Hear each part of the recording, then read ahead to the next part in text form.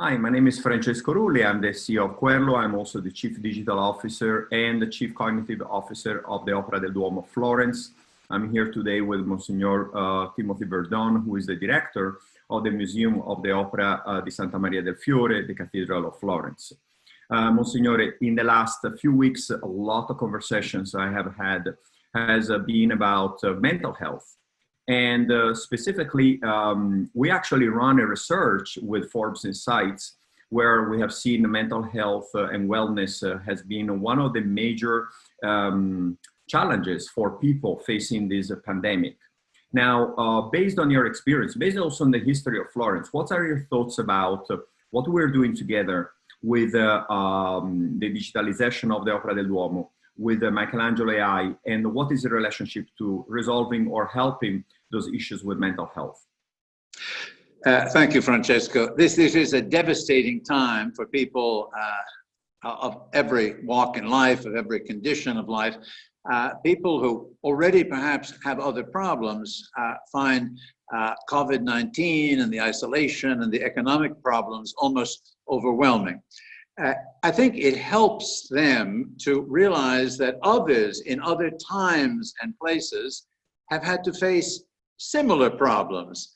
Florence is a city that suffered the outbreak of the Black Death in 1348, that suffered from the collapse of its banking system in the 14th century, that had many of the problems that we have had today. How did it react? One of the ways it reacted was through art.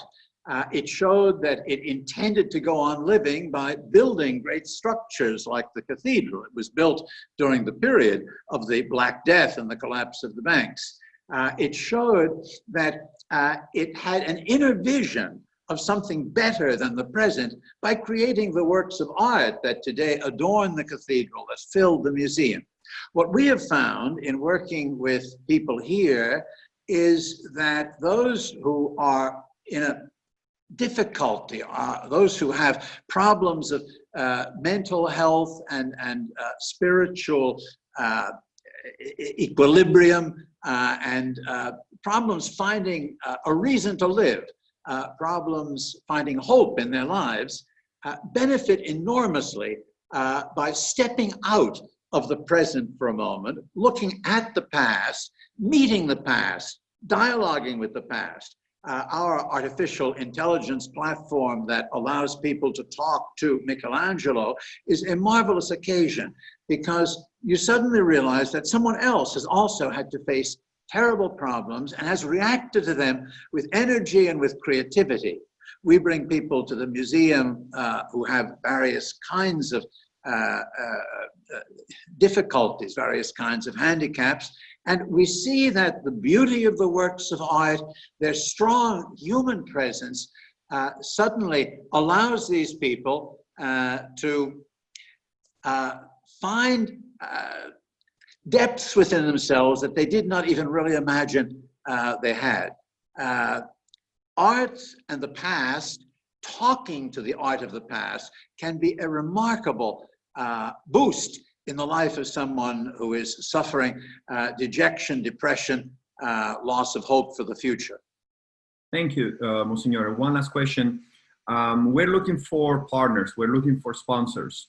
What are your thoughts about partnering with organizations, both sponsorships from companies, but also health institutions to partner with the Opera del Duomo to advance this technology, but also to spread more the words of wisdom that you described?